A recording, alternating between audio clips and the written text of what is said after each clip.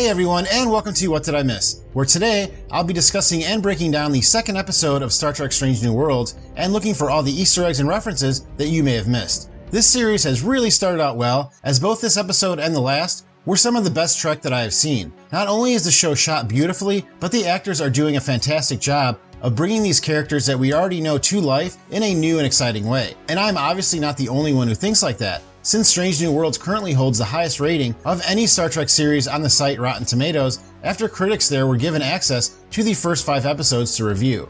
This week the crew is tasked with stopping a pre-warp civilization from being wiped out by a disaster, another familiar Trek storyline, while they grow into their new roles on the ship. But before I get into that, I want to thank you for clicking on this video and ask that if you do enjoy it to please hit that like button to help support the channel. Also, if you are not subscribed, now would be a great time to do that as well, since I'll be covering Strange New Worlds all season. As I mentioned, the starting point for the plot of this episode is a common trope used in Star Trek and sci-fi of a crew being sent to save a planet from annihilation without the inhabitants knowing about it. This has been done with varying degrees of success over the years, and examples of the story being used would be the beginning of the film Star Trek Into Darkness, as well as the Next Generation episode Pen Pals. This episode begins with the crew of the Enterprise on their way to observe a comet in the Persephone system. Persephone is a deity from Greek mythology that is believed to be the goddess of the dead and is the daughter of Zeus. The name was also used recently on the series Star Trek Picard with the character Kore, played by Issa Briones, as Kore is another name for Persephone. There's also a spoiler for Picard Season 2 associated with that name that I will not get into here in case you have not watched that series yet. On the ship, Captain Pike has arranged for a get-together with some of his senior staff and other crew in his quarters. One of the common complaints about certain iterations of Star Trek is that the crews there do not look as close-knit as the ones from the original series, so it's nice to start this show off by showing how close this crew is. Benjamin Sisko was another commanding officer that liked to make dinner in his quarters for the crew on Deep Space Nine, as seen in various episodes, such as the episode Statistical Probabilities.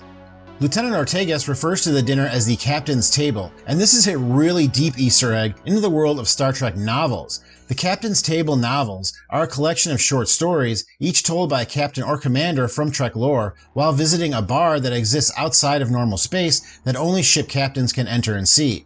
Payment for drinks is done by sharing stories, and this tradition is invoked in this episode when Cadet Uhura tells those present at the dinner the reason why she joined Starfleet. In his quarters, Captain Pike looks to have a replica model of the HMS Enterprise, the first ship in the Royal Navy to be given a name. A drawing of the ship was also seen in the opening credits of the series Star Trek Enterprise. After they enter, Uhura starts to speak with the chief engineer whose name is Hemmer. Hemmer is an Aenar, a subspecies of Andorian that was introduced on the Enterprise episode United. Unlike Andorians whose skin is blue, an Aenar has no skin pigmentation, and those that are blind can develop telepathic abilities. The actor playing Hemmer is named Bruce Horak, who is legally blind, having lost over 90% of his eyesight during his childhood. Captain Pike tells a story about chasing after a Nausicaan. These aliens are first introduced in the Next Generation episode Tapestry, in which a young ensign named Jean-Luc Picard is stabbed through the heart after getting into a fight with a Nausicaan. I always remember liking the design of these aliens as a kid because I thought they were the same alien as the one from the Predator movies. After getting to know her a bit better, Captain Pike asks Cadet Uhura where she sees herself in 10 years. This question has even more meaning now for Captain Pike, as he knows exactly what will happen to him in 10 years, since he was shown his future accident during his time on Discovery in the episode Through the Valley of Shadows. I assume by now that you know Captain Pike's history to this point, but in case you don't, check out my video about last week's episode where I go into it in greater detail. Uhura then goes into her own tragic backstory, which includes her mother, father, and brother dying in a shuttle accident. While Uhura has long been a mainstay on the Enterprise, her backstory was never really explored, which gives the writers on Strange New Worlds a lot of leeway in creating her character within this series, and so far, I really like how they are building her up.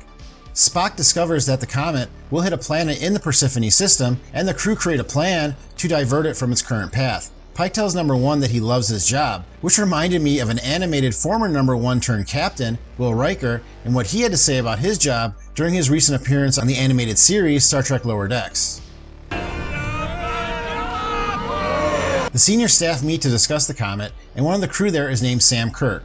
He is James Kirk's older brother and was introduced on the original series episode Operation Annihilate. If you have watched that episode, you know that much like Pike, Sam Kirk's fate is already sealed, as in the original series episode, he is found dead after being attacked by an alien parasite. One character whose name I didn't notice last week was the Transporter Chief, whose name turns out to be Kyle. This role could be the same as the Transporter Chief Kyle that was seen on the original series, as well as in the movie The Wrath of Khan. Once on the Comet, the away team gets trapped there and Lieutenant Kirk gets injured. Uhura must find a way to discern the alien language and begins humming beautifully, which the structure on the Comet responds to. The actress who plays Uhura, Celia Rose Gooding, is also a Grammy-winning Broadway performer, and at age 20 became one of the youngest people ever nominated for a Tony Award for her role in the production Jagged Little Pill, so even in her real life she is also a prodigy. The way that Uhura and Spock establish a way to contact the alien structure using major chords is very similar to the way the aliens are contacted in the film Close Encounters of the Third Kind, which deals with Earth making first contact with an alien species using a 5-tone musical phrase in a major scale. After the away team returns to the ship, the aliens, who are called the Shepherds, fire on the Enterprise. I know that some people complain about Star Trek having slow space battles with big ships, but I thought the scene was great and really reminded me of playing Star Trek Online and how those space battles play out. Let me know in the comments if you play or have played Star Trek Online and what you thought of this scene. The crew devise a plan to distract the Shepherds while Spock uses a shuttle that breaks off enough of the Comet to change its path. The way Spock hides the shuttle on a piece of the Comet reminded me of how a bounty hunter from another sci-fi franchise would hide his ship in debris. They lose contact with Spock, but soon regain it after they hear him laugh before referencing a phrase he was told earlier in the episode. I think that this is also referencing the fact that in the original pilot for Star Trek named The Cage, that also included Captain Pike and Number 1, Spock actually laughed, but on the original series onward, he is known to repress emotion and hardly ever even cracks a smile. Uhura is able to translate the musical notes into visual coordinates that show her what the Comet's plan was. To their surprise, the Comet apparently knew that it would be diverted from its path and also populate the planet with water before the crew even created a plan to do so. I thought that this was a very clever way to reference the fact that we, the fans, know the path and sometimes the end of many of the characters on Star Trek Strange New Worlds, but that even though we know where these characters will end up, that we still might be surprised at how they get there. It looks like Uhura is getting the spotlight first, and I would expect more backstories for the established and new characters in the future. This also gives more meaning to Captain Pike's feelings about his own fate and how he should deal with it. He tells Number 1 that even though he knows his fate, that he won't quit because he knows that he has to save the other cadets in the accident. And after she leaves, Pike looks them up and we see they are all currently still children.